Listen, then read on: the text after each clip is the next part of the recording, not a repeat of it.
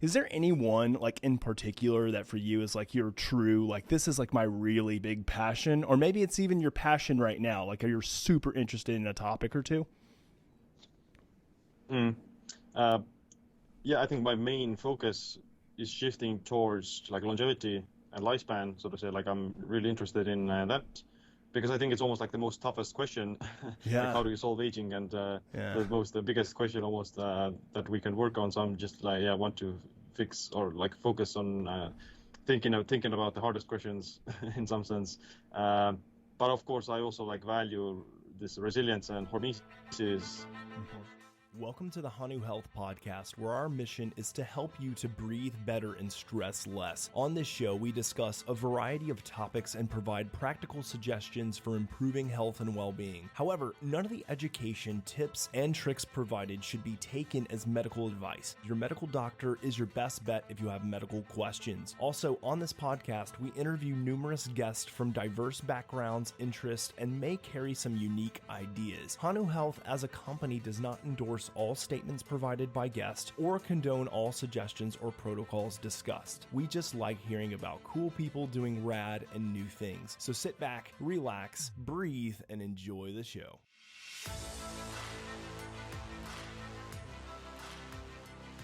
Siim, what's up, man? Thanks for coming on to the Hanu Health Podcast, dude.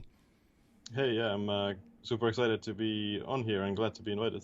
Yeah, indeed, man. I'm always, perusing social media every once in a while just because I keep up with, a lot of the health and wellness guys, a lot of the biohackers.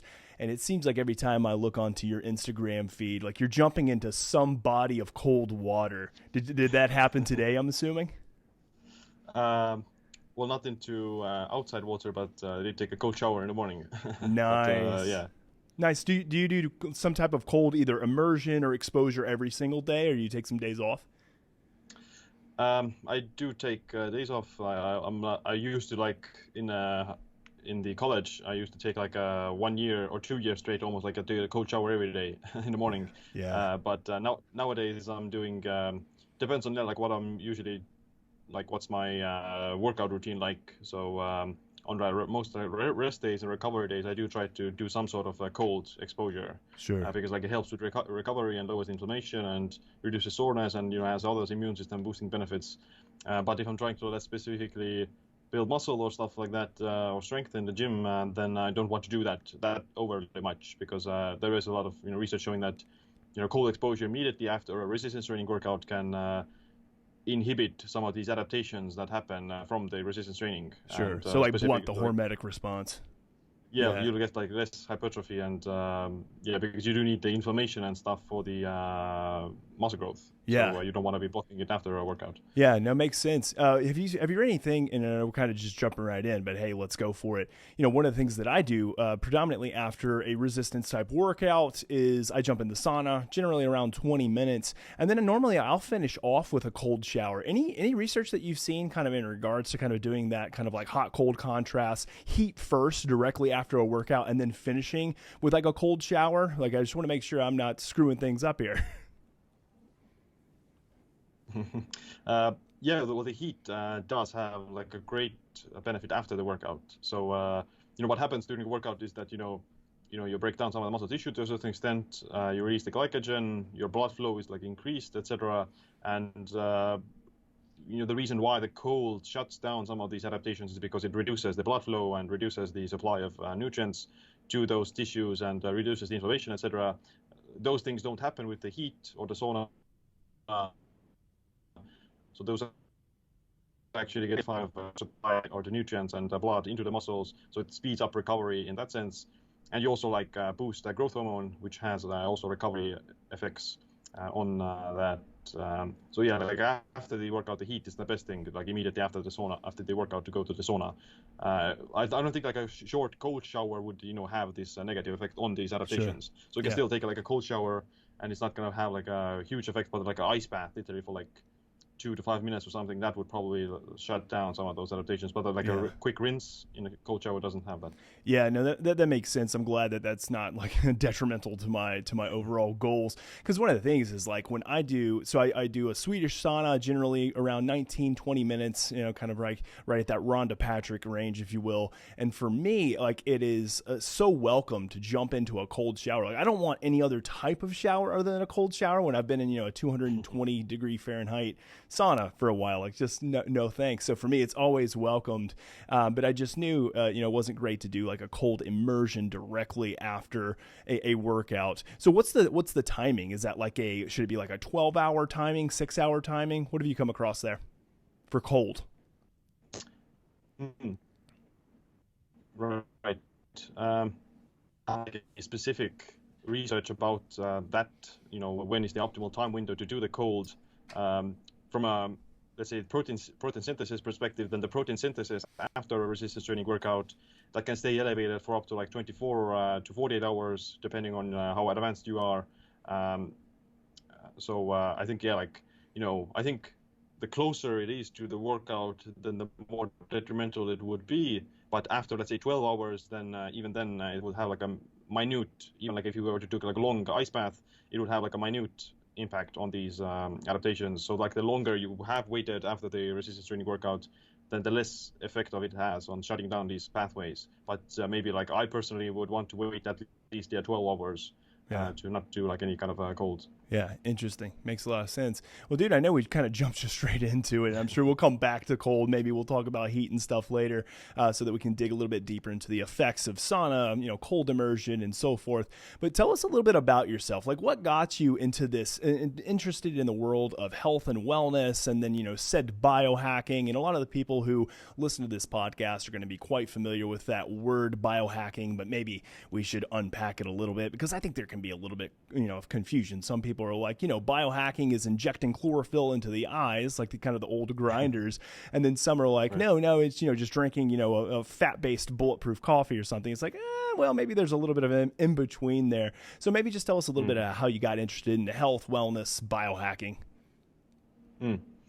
Yeah, well, I've always been somewhat like fit and interested in physical fitness, like working out. I did start to like more routinely work out in the last year of high school when I was 17, and that was my first introduction to health and fitness in general, where I made it more like a commitment thing, and went to the army for 1 year after high school, and then I started to study anthropology in university as well after the more starting to do also like things related to biohacking, like different supplementation and different specific like experiments with nutrition, like intermittent fasting and ketosis and like different kinds of supplements, etc. Still being like relatively like novice in it, but about the term biohacking, and the authors so maybe like 2015 was the year, so it was like still relatively new back then. And what I started to do was just start to create content about it, first in my blog page, transitioning over into making YouTube videos and writing some books about the things I was doing, mostly like keto and fasting. And that's where it's been growing. So I've been doing my YouTube channel for maybe like 4 to 5 years, since that it's grown to like several other new books that I've written myself and co-authored, and doing also public speaking nowadays on different these events like Biohacker Summit and Health Optimization Summit and PaleoFX and those kind of things. So it's become like a from a passion project, it become like a more professional thing. Yeah, that's always the greatest stories, right? It's like when you have a really big passion or interest in something and then it becomes, your job. You actually get paid to do it. Like that's the story, man. That's living the dream. So dude, kudos to you. I love just kind of hearing, the evolution of having this interest and this passion about something becoming kind of, part of, who you kind of are identified as, which is great, both internally and externally by others. One thing that I noticed like on your website and then within social media is that you identify, as like a health coach and a biohacking, a optimization coach. And I've noticed that you just talk about like a wide variety of topics, related to immunity and, mineralization and, fitness and training and nutrition, autophagy, stress, kind of all these different topics. So you're a bit kind of like my buddy Ben Greenfield. Like I see you like as someone who has a lot of knowledge about a lot of different areas, which is great. Is there anyone like in particular that for you is like your true, like this is like my really big passion, or maybe it's even your passion right now, like you're super interested in a topic or two? Yeah, I think my main focus is shifting towards like longevity and lifespan, so to say. Like I'm really interested in that because I think it's almost like the most toughest question, like how do you solve aging, and the biggest question almost that we can work on. So I'm just like, want to fix or like focus on thinking about the hardest questions in some sense.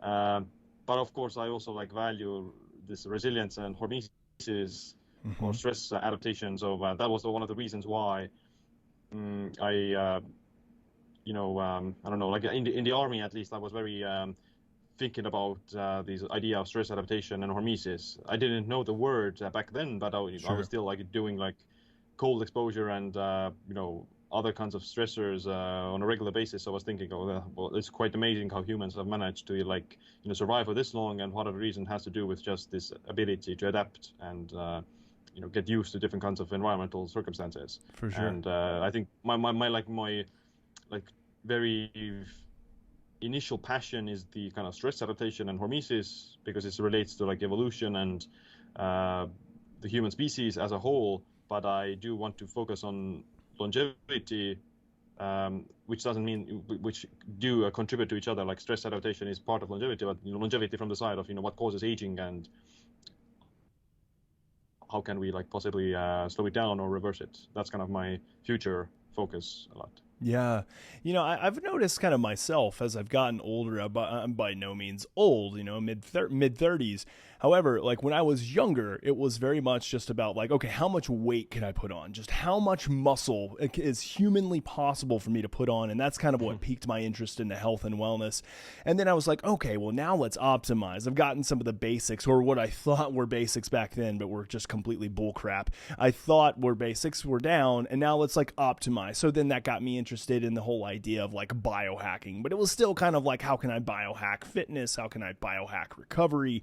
And then the final kind of frontier, I won't say the final frontier, it's the current frontier, is like this idea of longevity and increasing both health and lifespan, and kind of like what that means for me existentially as well, like especially with someone who's got kids and a family and like wanting to just be there and thrive kind of within my relational context. And so I'm very similar to you in the sense that like, okay, well now how can I leverage and utilize, just combine both of those fields of longevity and lifespan study with like health optimization and biohacking, because obviously there's tons of overlap. And the one kind of feature that I've been honing in on is this idea of stress and hormesis and xenohormesis.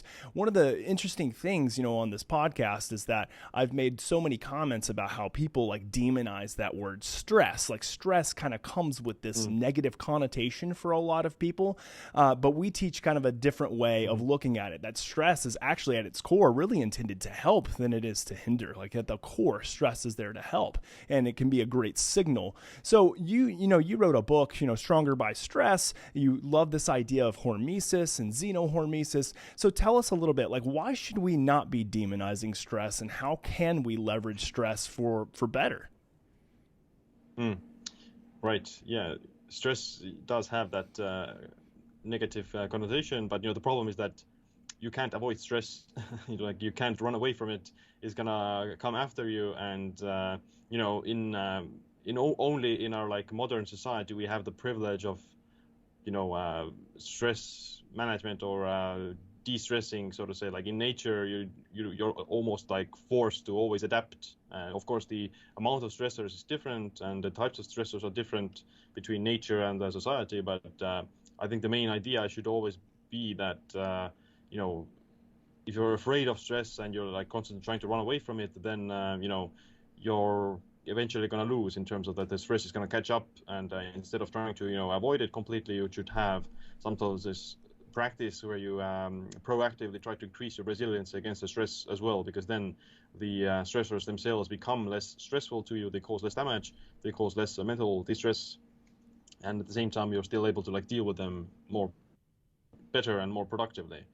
So I think that's kind of a mindset shift can be quite good, because there are some even studies showing that people who think that stress is then they will actually experience more of these like rises in cortisol or these inflammatory cytokines, because of they perceive the stress to be more harmful. Whereas those people who like don't do that, have a different perspective on it, then they register less of basically stress response as well. And you can even think of it from an everyday example, like if you're in a disco or like a dance party, then the music is loud, the lights are crazy, and your body's in this crazy fight or flight state actually, or like physically you do experience this a lot of stimulus and stimulation, which is stressful, but you're not really in a crazy fight or flight response, right? Compared to running away from a lion, although like your still heartbeat is racing, etc.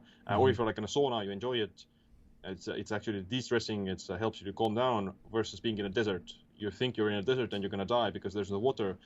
Whereas if you're in a sauna, you know that you're safe. So the kind of perspective is quite huge in determining the outcome from the stress. Yeah, it's interesting because the body and the mind will respond in very similar ways to very different stressors. However, again, the perception of the idea of safety, the idea of not having the actual mountain lion there makes a huge difference. So I get a little bit irritated sometimes when I hear people say like kind of like stress is stress, and the way the body deals with it is always the same. Nothing in physiology works like that, especially not in psychophysiology, the way that our mind and body interact with each other during a stressful event. So I think that it's kind of back to that idea that you mentioned of mindset, it's perception, it's the way that we're interacting with that stress. And a lot of the times that is by choice, it's by volition that then dictates how we're going to respond to that stress. So it's funny because you mentioned this idea of sauna, and like every time I think about the sauna, I never am like fearful or stressed out about getting in the sauna. I see it as very much a means to allow my body to engage with stress. And I kind of almost see it a little bit gamified. So I do a lot of breath work in the sauna, a lot of mobility and movement in the sauna. And so I kind of pair these like relaxation strategies with something that's highly stressful, because don't get me wrong, like when I get to minute 10 or 15 of a 200-degree Fahrenheit sauna, like it's painful. Like it's not easy. Like I'm not sitting there like thinking like, oh man, this is just like the most peaceful, thing I could ever imagine. However, if I do allow my mind to go kind of off in this crazy direction of kind of focusing in on the pain, and all I do is experience pain, well then it becomes extremely freaking difficult. So I completely, agree with you there. So let's talk about this, notion of stress, because there are means of stressing our body in order to build ourselves back bigger, faster, and stronger. And then there are means of like prophylactic. It's like a preventative measure so that we can become more resilient to physiological stress, to psychological stress as well, which typically is a huge one for people. For you, what are kind of like your low-hanging fruits and let's start more on the end of like things that you do to stress your body out in order to build yourself back bigger, faster, and stronger. So like what are your go-tos there? Most people don't really exercise that much to be considered overtraining, and the problem may actually be that they just combine that exercise like the other stressors in their life, like just not sleeping enough, drinking too much caffeine, whatever stresses they've been exposed to, work-related stress, relationship-related stress, those things, they just get in the way of the exercise. So if you remove those, then the exercise would never reach like overtraining, unless you're literally running like marathons every day or those kind of things. And even then, it's very possible to build up that tolerance. I'm not saying that you need to become like like a triathlon or Ironman athlete, but it would be still very important to kind of exercise at least 4 to 5 times a day, in some shape or form. It doesn't always have to be like this high intensity exercise. That can also be like misleading. Just even like regular cardio is good, where you're just jogging or hiking. That's a great form of cardio. It increases your aerobic capacity, which is good for the heart, and increases your everything related to being able to tolerate physical stress itself. And of course, resistance training would build your physical body literally, and increasing your bone density, so you wouldn't like break a hip when you fall, and that you would have like high muscle mass and high like metabolic rate and bone density even in your like later years. So I think that that is the kind of the foundation to that. Right. So And besides that, yeah, you mentioned, one of the things that you mentioned, and I just wanted to hone in on real quick, is you said that not necessarily high intensity interval training, but that's a big one that a lot of people like to utilize. It's one that I hear a lot kind of within this field. Is there a reason why someone might use it and someone might not use it as a means of exercise and a means of hormesis? Well, yeah, high intensity exercise can be great, and it does.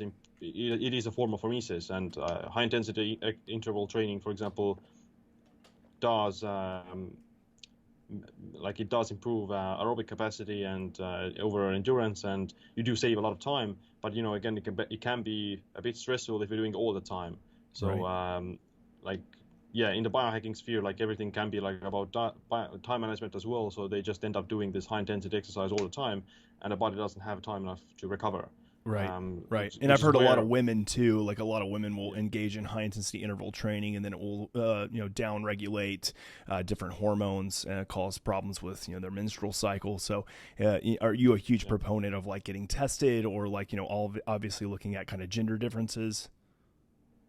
Yeah, for sure. Like, if you don't test, then you don't really know what's going on. Right. And I do think that it's beneficial to get like a annual blood test at least once a year if you're like healthy and you're not really changing anything. If you are changing something, or if you have had recent, let's say, some poor results in some biomarkers that you want to improve, then maybe like a few times a year is good to test as well.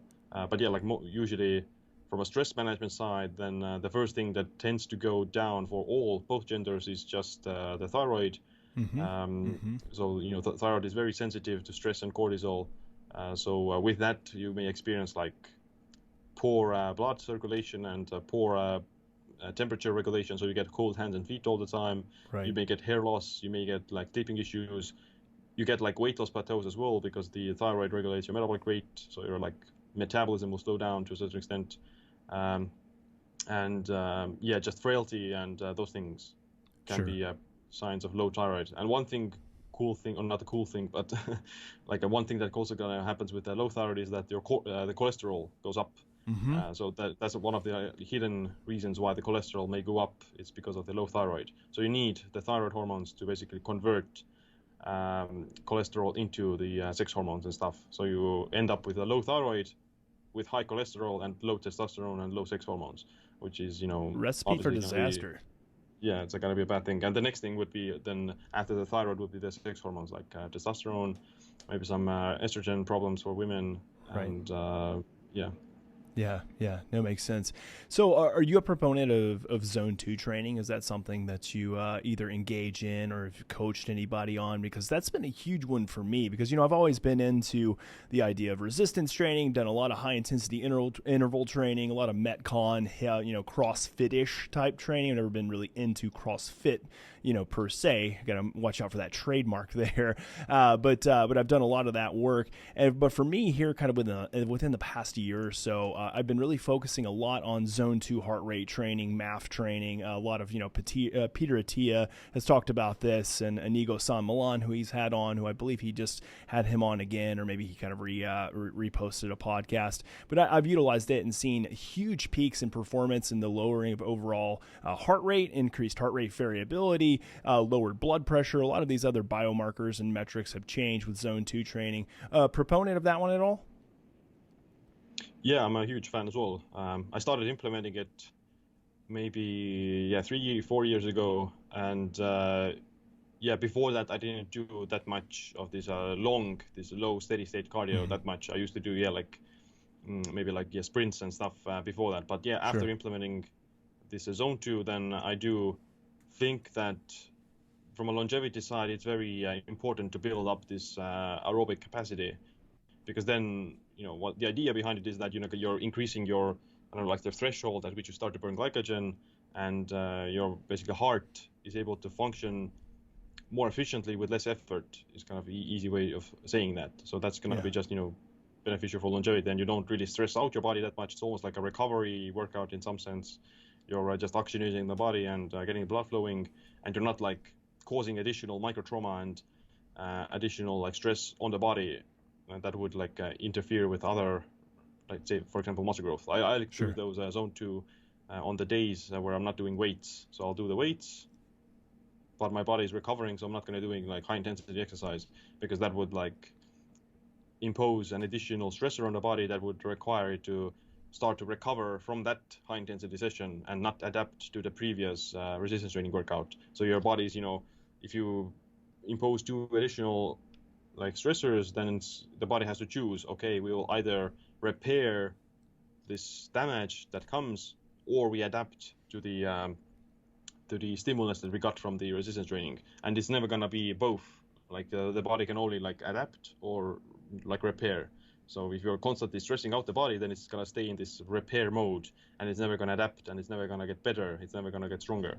Right. So that's why I like to do the zone 2 after the resistance training, because it's not going to interfere with the recovery from that sense, because it's like low intensity. Sure. Now, in order to assess your means of recovery, are you utilizing metrics like heart rate variability? Are you more kind of checking in subjectively? Are you checking like lactate or lactic acid? Like how is your means of actually measuring recovery? Yeah, well, nowadays it's a lot just how I feel subjectively. Mm-hmm. I do use the O-ring, like I have the new third generation that I got yesterday. Nice. And it's obviously looking at your sleep quality is a good indicator of overall recovery. The heart rate variability, it measures the O-ring as well. Mm-hmm. So I do look at that. But usually, like if I feel crap and if I feel sore and bad, then it would reflect in some of the results as well. Yes. That my heart rate variability would be lower, and one of the biggest reasons why I may feel under recovered would be that I slept bad or I slept too short. Mm-hmm. So that will also be kind of very useful. Sure. To do that. Yeah, I like your notion, especially for someone like you who's very much immersed in the biohacking world and the quantified self, is that so many biohackers that I have dealt with, and I won't say dealt with, that's not a great way of putting it, have interacted with, have really placed way too much emphasis on objective data without checking in subjectively. And they're basically like, you know what, if even if I feel like crap, but my data is okay, then like I'm going for it, or flip flop, like my data is my data is really bad, but I feel really good, and they're like, you know what, I'm just going to go with my data and take the day off. I love this idea, and I've talked about this numerous times on the podcast, of actually checking in subjectively with how you feel, and that should be kind of the primary proxy, and the secondary proxy is leverage technology. And you know what, I mean, I should be the fox guarding the hen house, right? I mean, I own a health technology company in the heart rate variability space, and for me, like, I should be preaching the gospel of HRV and how you should be checking, and that should be kind of the thing that you only examine and look at. But my co-host Patrick McEwen and I, like, we talked about this idea that like it goes by the wayside sometimes, and that is truly to the detriment of the individual to not check in subjectively. So I just wanted to kind of make that comment there, because I like hearing a biohacker talk about subjective check-ins. Well, I mean, like it doesn't make sense to start to measure if you don't feel like that something is wrong. Yeah. Like, you should measure it only if there is some actually indicators, because then you're gonna spend your life measuring things or doing tests and stuff. Exactly. And there are like some much easier ways to kind of gauge that, because we can also like subjectively lie to ourselves or hide how we actually feel. Like, I'm actually not feeling that sore, or vice versa, that you say that you're feeling that sore, but you're not. So like things like, looking at your balance, can you stand on your one leg, or can you stand in a handstand, or whatever. Those things are also very fast ways to look at whether or not your nervous system is recovered. Like, your muscles could be recovered, but if your nervous system is still like stressed out or under recovered, then you would have like a harder time to maintain the balance, and you would fall over and stuff. And of course, and another thing is like grip strength. You have this dynamometer. You squeeze that, it measures your grip strength. Yes. And if it's weaker than it is on a regular basis, then you're weaker and you're not recovered. So that's also quick and easy ways to look at. Yeah, no, I love it, man. So cool. So we talked about building resiliency, stress resiliency through engaging in exercise. What are the other methods that you typically either utilize for yourself or that you use in a coaching strategy that can help from a xenohormetic or hormetic perspective? Yeah, well, I think exercise is the most important thing. Because you can even be healthy on an unhealthy diet if you exercise. Yep. although it's harder to do, but it's still possible. And the second thing is, I think, nutrition, just eating a diet that is giving you the essential nutrients and isn't super high in calories. That tends to be like the kind of similarities between these longevity diets, that they're not hyper palatable and they're not like excessive in calories, and they do provide you the nutrients. There are like some differences between macronutrient ratios, etc., a little bit, but they're at least they're not like these very let's say all these longevity diets. They tend to not be one way or the other. They tend to not be carnivore, they tend to not be vegan, they tend to not be keto. They're somewhat of a like a whole foods diet. Sure. They don't fall into a dogmatic camp. Is that what you're telling me? Yeah, that's true. And I mean, like even like the longest living person in history, she ate like chocolate and red wine and ate meat. Sounds like a great life. Well. I'll follow that diet. Yeah, for sure. But that's from like a longevity side. But from the stress resilience side, there are like also like these xenohormetic compounds in the foods that describe like xenohormesis is like foreign to the body. So hormesis through like a foreign substance, and those things come from mostly these plant compounds that cause a little bit of stress to our system, like these polyphenols, pigments, like resveratrol, turmeric, curcumin, ginger, these medicinal mushrooms, reishi, chaga, shiitake, and like these dark berries, those kind of things. They have these different compounds that trigger a small amount of. I don't know like if it's right to say that they cause stress, because it's not really stressful. Like no one gets stressed out from eating like a blueberry or drinking coffee or drinking tea. I think it just alerts the body that detects these substances in these like the polyphenols and stuff, and the body just responds by upregulating its own antioxidant defense system. So it's not like that they're causing stress; they're just alerting and triggering the body's own antioxidant defense systems that would boost your immunity in the short term, and has like other benefits as well, like blood sugar management and lowers cholesterol and whatever a specific compound may do. Now, are you of the mindset, and from kind of your own coaching perspective, are you one of the individuals who thinks that there should be kind of a cap to the amount of, let's say, like maybe mildly toxic, and that word I'll use a little bit loosely, we'll say xenohormetic, because I think it's probably a more appropriate way of saying it. I think the carnivore, group would say that it's probably strongly toxic, and I don't fall into that camp. I'm really agnostic when it comes to that. I'm really kind of more of an intuitive eater. I also just play around with a lot. Like I try everything. But are you someone who thinks that we really should kind of cap or maybe kind of minimize the amount of exposure that we have to the certain plant foods and compounds? Or do you think it's really kind of like there's really no ability to kind of like overdrive the system into kind of more of a like all out like stressed base perspective that will not recover from plant-based foods? Well, I think that, like you can certainly overdo anything that includes vegetables and that includes these plant compounds. So I think, how much is too much is very subjective. So like some people can't eat even a piece of broccoli and they would get bloated, or they would get some autoimmune response or whatever. Sure. Or vice versa, like someone can die to eating peanuts.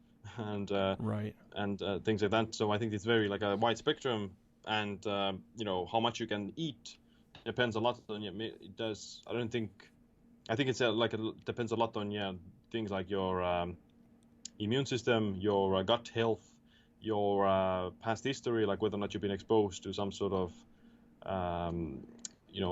trigger like an event or a substance that triggered autoimmunity towards a particular substance. So it's a very subjective how much, but some signs to look out for, like I can generally eat anything. Like I can eat a lot of gluten, and I can eat a lot of any other kind of potentially xenohormetic compound like lectins, or I have zero allergies. I can eat total milk and things like that. So I'm fortunate in that sense.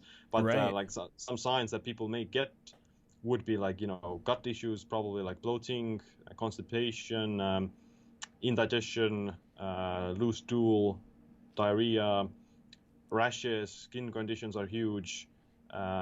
Headaches, migraines can be triggered from certain foods. Sure. And as well as like thyroid issues. So some vegetables, if you eat them like raw, like broccoli, then they would inhibit iodine absorption and damage the thyroid as well. So some foods, obviously, I would prepare in a way that lowers the amount of those toxins or compounds. Like you would want to cook your broccoli and cruciferous vegetables. I wouldn't recommend eating like a ton of raw kale. Right. That can be harmful for the gut or the thyroid. So there are like some like rules, or not rules, but recommendations or guidelines to take into account. Yeah. But you can in theory or in practice you can still build up your certain level of tolerance. Yes. Because like it's a medical procedure to basically help people to reverse some of their autoimmunities by slowly introducing them to that particular substance, so that their body would still be able to tolerate a small amount and adapt to it, and gradually increase the dosage.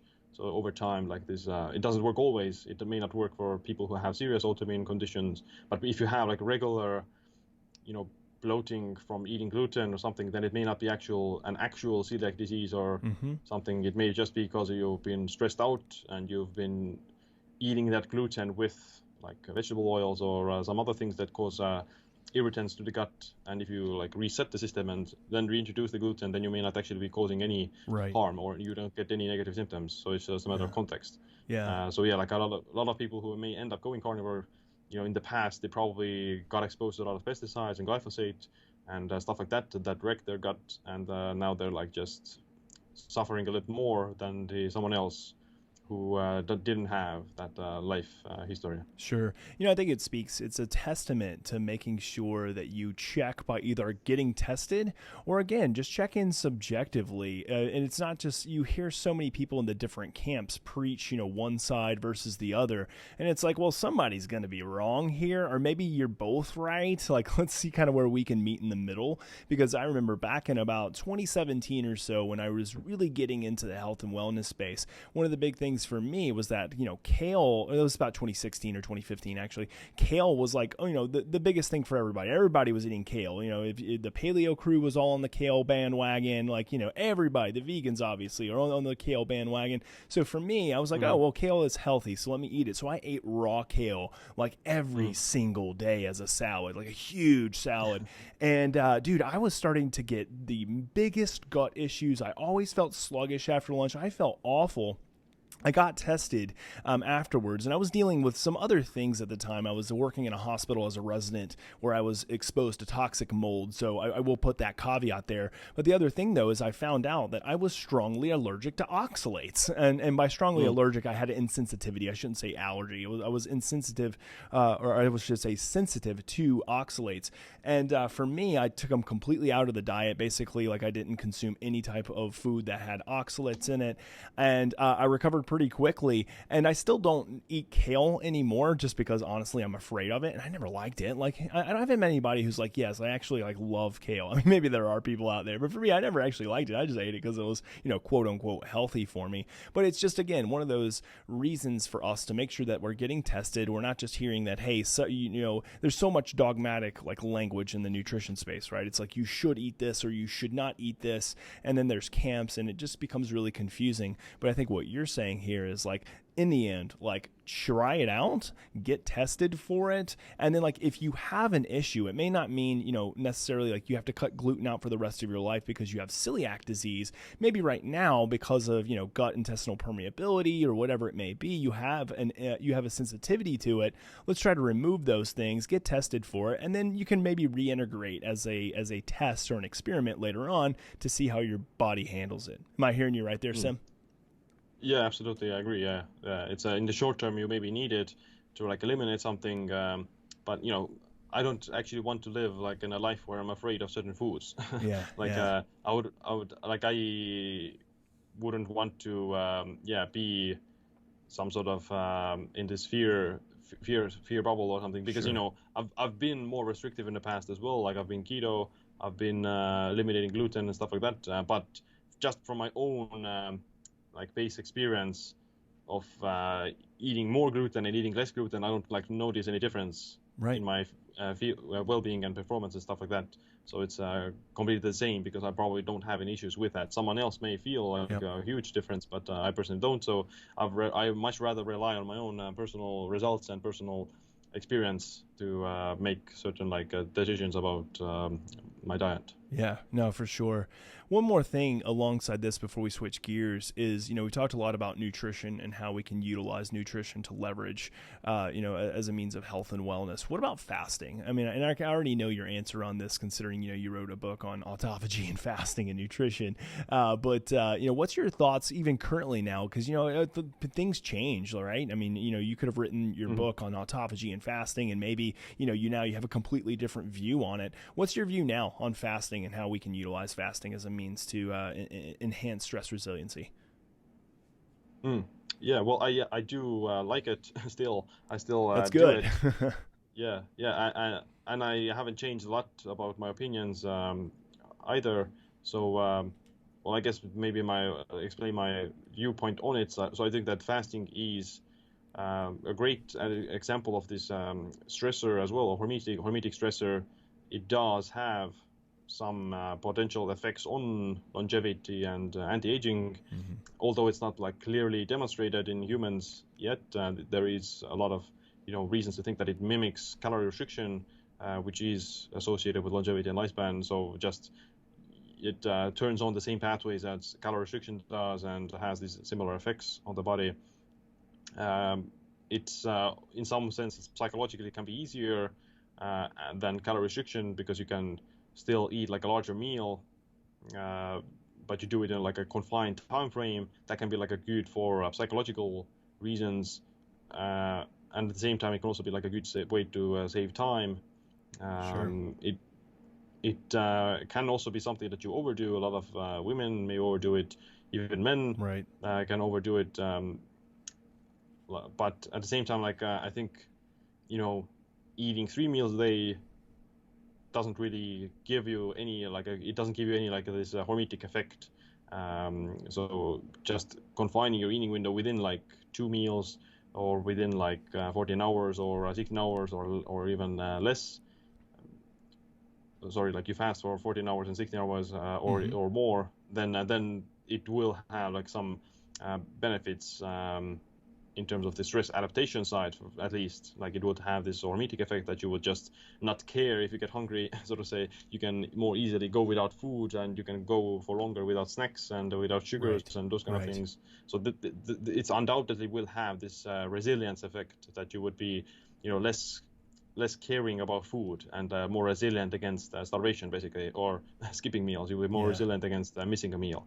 But it does have also health benefits, it lowers blood pressure and lowers blood sugar, lowers inflammation, and upregulates these longevity pathways in the body. How much do you need to do that? I think that you don't really need to do too much. You can easily overdo it, and there's maybe misconception that the longer you fast, then the healthier it is, and that you need to always fast for 3 days to get any benefit. Sure. Those are, I think, both of them are wrong. You do already get a lot of benefits, even if you just skip breakfast and maybe skip dinner sometimes. Creating some variety can be good for that. But yeah, generally you can already get some benefits by just narrowing down the eating window a little bit. Don't eat immediately after waking up, and don't eat immediately before going to bed either. And you still need to combine it with some degree of calorie restriction or eating moderate calories. You can't get away with it if you're just overeating calories. Sure. Yeah, which I've seen people do. It's they'll skip their breakfast, but then when they get their lunch or when they get to dinner, it's just the feast is there, and they feel sick after that. And I'm like, oh man, I feel like you defeated the purpose there. But fasting's an interesting one, because I feel like, for the most part, from the research that I've seen, that most people, if not all people, I don't like to use the word all because not everybody, there's always exceptions there, is that most most people seem like they would benefit from some form of, intermittent fasting. And I think for premenopausal women, it makes sense not to, go over like 12 to 14 hours. Postmenopausal women, maybe a little bit different. For men, it seems general like that 12 plus 16, 14 to 16 hours seems like a really good spot, because I like that there are immense physiological benefits there, but I also love the psychology of fasting. And the one thing that I love about the psychology of fasting is that most people, especially Americans, and again, I'm just saying most, I don't want, nasty comments about, no, not me, and they give me the story. Most is what I'm about to say, I preface it, have never experienced what it was like to be hungry. And they don't understand kind of some of the, truly hungry, because we feed ourselves all the time, especially as Americans. It's like we wake up eating, we go to bed eating, and there's snacks in between every single meal. And so when people first make this shift over to, let's say, intermittent fasting, and they skip breakfast, like there is a immense psychological play there the first few times you do it, and you're like, can I hold out? Do I have the resiliency to not go and grab a donut from down the street, or like get a pastry or whatever it may be? But then when people overcome that, there's this huge sense of success and accomplishment that accompanies it. But then also, too, when people truly start to experience the strong cognitive benefits of fasting and the focused and the mental clarity, like a lot of people that I have met and I've coached in the past and I've dealt with in the health and wellness space, like that for them is the biggest sell, because they're like, for me, I just felt sluggish after breakfast. I felt sluggish after lunch. Like I had no mental clarity throughout the day. I engaged in, let's say a 12, 14, 16 hour fast, and now like I just feel sharp, like I just feel mentally sharp. Is that something you've seen kind of within your work with clientele? Yeah, well, that's what I've experienced for myself as well. Like like I noticed a huge mental clarity and productivity after I started it. Well, I started it like 8 years ago, or even more, like Sure. 9 years ago almost now. Yeah. So I think I do notice a huge mental side from that, and like the freedom is so clear that you feel very empowered of not needing to eat, and Exactly. you're not afraid. You're not afraid of skipping meals, and you're not afraid of missing it on out, and you're not never in a hurry to like eat a sandwich before a class or something else like that. So Right. it's very liberating in that sense. And other people, well, with that, I think the majority of people, I would say like 80% people do notice that it does improve their clarity and focus and productivity, or at least it doesn't decrease it. Yeah, for and sure. maybe like 20% people tend to notice that it actually makes them more groggy, or less focused, or they get super hungry that you can't control it at all. Yeah. And or like, I think that's a different topic, but like some people may also like rebound, or they binge after breaking the fast, Right. which is like different issue. But generally, like 80% people do notice that at least it doesn't decrease their performance or focus, and potentially increases, and 20% people notice that it decreases it and makes it worse. Yeah, for sure. It would be probably a bit much for us to unpack the topic of kind of like this post-fast binge that you were referring to, but I've seen that as well. And, a lot of people too, and this is kind of a touchy subject, so I'll go ahead and kind of preface it with that. I've heard this idea, as me as a clinical health and performance psychologist, and as someone who's licensed as a professional clinician, I get asked the question all the time, well, like, is fasting not going to kind of like instill these really poor behavioral patterns and disordered eating? And it's touchy because, there are ways that I've seen that unfortunately it has become disordered for people, but I think it's less about that behavior in particular. It's just about this individual and how they interact with the world in general. However, I have seen this idea of people, and I don't know, and maybe you could better explain this than I can, of like they'll engage in these post-fast binges, and I don't know if it's because of the significant hormonal dysregulation for that individual because of maybe underlying problems they have, or maybe if it's much more of a psychological play there, or maybe a bit of both that's interacting, which I feel like is probably the answer for most things. Do you have any good understanding as to what happens and why there are people who engage in like these post-fast binges? Yeah, well, I don't know about like the psychology that much, but I would know that physically, like, that your ghrelin, the hunger hormone, does go up with fasting, And if you have high ghrelin, then obviously you would just get hungrier and want to eat more and like gorge yourself. Part of it is like trained response, or it can be deconditioned, so to say. Like after you get used to it, maybe like within a few days or maybe like a week or two, then you should normalize that response.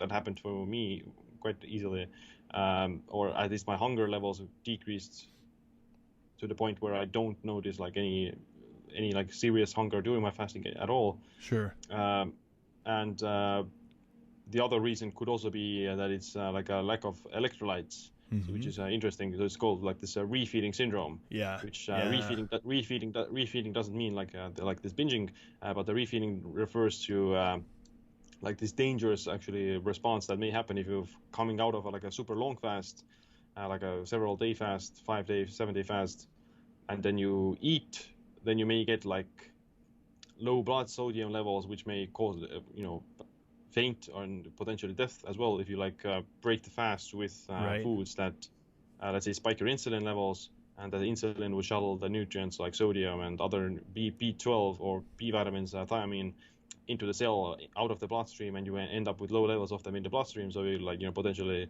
have some serious health outcomes from that. Sim, can you mitigate that effect by supplementing with something like maybe say prior to breaking a fast? So like when I've done extended fasts, a lot of times I'll supplement with like Kinton or some other type of remineralization or electrolytes. Like I've used Element before. Any ways that you've seen to help mitigate that prior to breaking the fast? Yeah, I mean, like any kind of a salt or electrolyte would do, I think, because the reason it happens is because when you're fasting, then your blood sodium levels would already drop, and breaking the fast and raising insulin would deplete the bloodstream from the last bit of that salt as well. So if you have like high blood sodium levels by just drinking salt water and taking electrolytes, then it would be mitigated or prevented. Yeah. Okay. No, that makes sense. Cool. Awesome. All right, man. Well, so I know that, there are a couple areas that I wanted us to get to, but I know that we're getting a little bit long here, and I want to make sure that I'm respectful of your time. Like, I'd love to have you back on sometime, to talk about the effects of hot exposure, sauna, and as well as the kind of the antithesis or the opposite of like cold immersion. And we talked a little bit about that at the beginning. But one thing that I did want to talk about prior to us wrapping up, and the thing that I'm always kind of really interested in those who are engaged in health and wellness and in biohacking and health optimization. And a lot of my listeners always tell me, like, can you ask about this, what I'm about to ask about, which is like daily routines. Like, people are really interested in what people do in the health and wellness space as far as their daily routine. It's something that Ben Greenfield gets talked about like all the time, and he loves doing podcasts where he just talks about it because he changes things up. So I'm wondering if you might be able to kind of wrap us up by like walking us through like what do you do on a daily basis, and maybe that looks different day to day, which is absolutely fine and would only make sense that it's that way. But what does kind of like a typical day look like for you? Yeah, well, it's usually I do have like structure in my day. I don't have like any specific routines that I need to do for the last few years. Like in the past, I would do like I need to take a cold shower every day, and that kind of thing. But nowadays, I'm like less strict or less rigid, but I do have like solid, just out of habit routines that I do, such as like I'll wake up in the morning. I usually wake up maybe around like 7, and then I'll do. So you're not one of the crazy early morning guys who gets up at like 3:30, 4 a.m., which is, it seems like that's becoming a new trend now. Yeah, well, I've not at the moment, but in college I did this polyphasic sleeping, where I slept for like 4 hours per 24-hour period, and I woke up at like 2 a.m. or something like that. That's crazy. Took several naps throughout the day, but not at the moment. I wake up at like 7, and do like red light in the morning, 15 minutes. After that, like on a Juve panel, or do you just go out and get sun, or? Well, I have like Red Light Rising, which is a UK-based brand. Like a Juve panel. Yeah. So 15 minutes red light. I may take a cold shower, and then I'll start usually working. I'll like just writing, content creation, research, whatever it happens to be, Sure. and I'll do that for like the next 4 hours or something like that. So this is kind of main like work block that I do initially in a row. I'll work, and after that I'll take like a break. I'll go for a walk, drink some coffee, maybe have like some meal, smaller meal, or snack. Or I'll skip it on some days as well. I do a lot of 1 meal a day frequently as well. Sure. And after that break, then I'll continue working a few more hours. I'll work out through a sauna, maybe have a podcast in the evening again, or a coaching session, whatever it may be, and have dinner. And then after that, usually after dinner, I try to just wrap up and not work at all, and not do anything, those kind of things, and just relax and wind down. So just prepare for sleep, and I'll start wearing blue blockers, or dim down the lights like an hour or 30 minutes before bed. Sure. And that's kind of it. When do you cut off like technology use? Is that right around the same time when you throw your blue blockers on? Well, sometimes I'll wear the blue blockers and still use my phone. Sure. So like I'm quite easy. I don't know how to say it. Like I'm very easily able to wind down, so I can even just watch. I could even watch the news or something like that before bed and not be triggered by it, or not be affected. So but that's great. I'll still be cautious with the blue light, because that's more physical, that you can't control psychologically. Yeah, I know for sure. What about things like meditation, breath work? Include any of those as a part of your routine by chance? I have done meditation as well in the past. Like I did transcendental meditation for maybe like 2 years. Sure. Recently, I've just kind of stopped doing that. But I do like meditate in some like moments of meditation throughout the day. Sure. Quite frequently. Like if I'm walking, then it's kind of a meditation. If I'm making a cup of coffee, then I do have like this mindfulness break or something. So I never feel that I'm like unmindful, or I never feel that I've lost my ability to be present and ability to be mindful. So I try to implement these kind of things. I do like handstands, I do like calisthenics exercises that require this full body presence as well. Yes. Yeah. So I do think I don't specifically sit down to meditate. Sure. Always. I may do it like maybe once or twice a week on the red light panel, but I don't do it like every day. Yeah, on the show, one of the things that I've talked about plenty of times is that like I did years of daily structured formal meditation, and what that allowed for now is years of not having to feel like I need to do daily formal meditation, and I can do more of informal mindfulness training where it's like, yes, paying attention like on my runs. Like, so like when I go on a run in the morning, let's say if I'm doing like a 5 to 10 mile run, like I'll go out with no headphones, no technology other than like my Garmin wristwatch, which is just telling me my pace and heart rate and whatever, and then just kind of like take in the scenery, because I'll be walking around town here and it's just everybody's face is down in the phone. So for me, it's like a level of meditation, and it's just awareness, and it's informal. So I like that idea, because so many people get wrapped up into this idea of like, oh, I should be setting aside time for formal meditation, and it's like, well, should you? Maybe, I don't know. It's beneficial, but it's also just beneficial to informally engage in the people that are in front of you, like not be at a dinner table sitting on your phone. Like put it down and talk to the people and engage with the people around you. And so no, I totally understand that too, because mine has evolved as well, where even though I'm a said HRV breathwork expert, is that I don't do a lot of formal breathwork training anymore, other than just kind of informally doing it on my runs or on a walk, or like when I'm sitting and it kind of hits me that like my mind is drifting and going all over the place. So no, I understand that there. Now, one last thing before we call this a podcast is I wanted to ask you a little bit about your new book. So I know that you and James D. Nicolantonio, which is always a mouthful for me to say, have been really putting out a lot of great work out there. I know you guys had Mineral Fix, and you had Immunity Fix, and then am I missing one? I know you got your new one that I'm about to announce here. But did you guys do any other ones? No, this is the third one. The third one. Yeah. So tell us, it's called Win, correct? Is that what it's called? Yeah. Awesome. Yeah, tell us a little about it.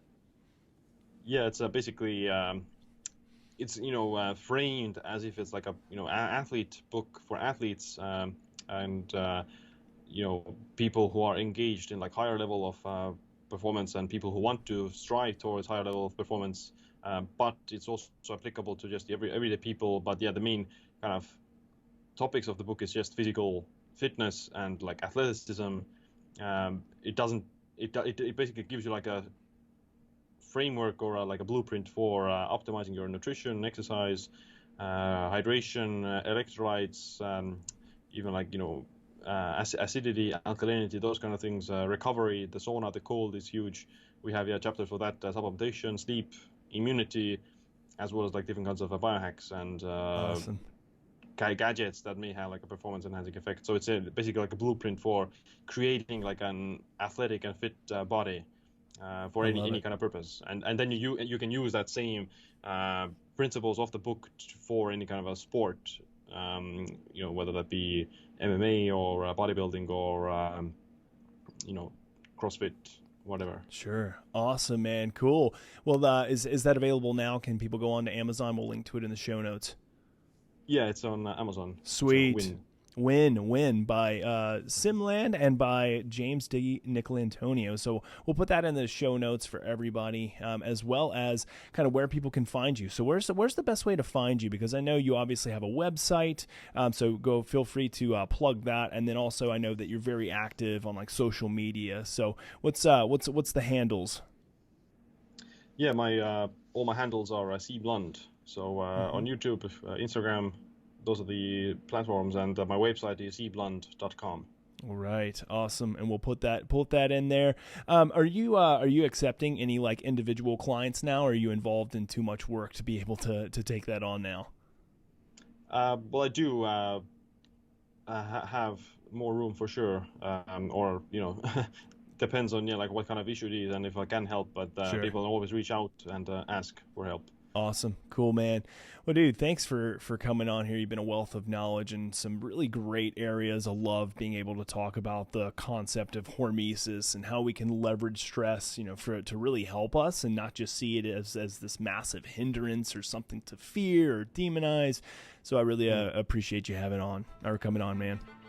Yeah, it was fun talking with you, and it would be fun to do another one in the future. Absolutely. Well, thank you everybody for listening again. Hanu Health Podcast will be back next Friday with all new podcasts. You guys take care. Have a great rest of the week.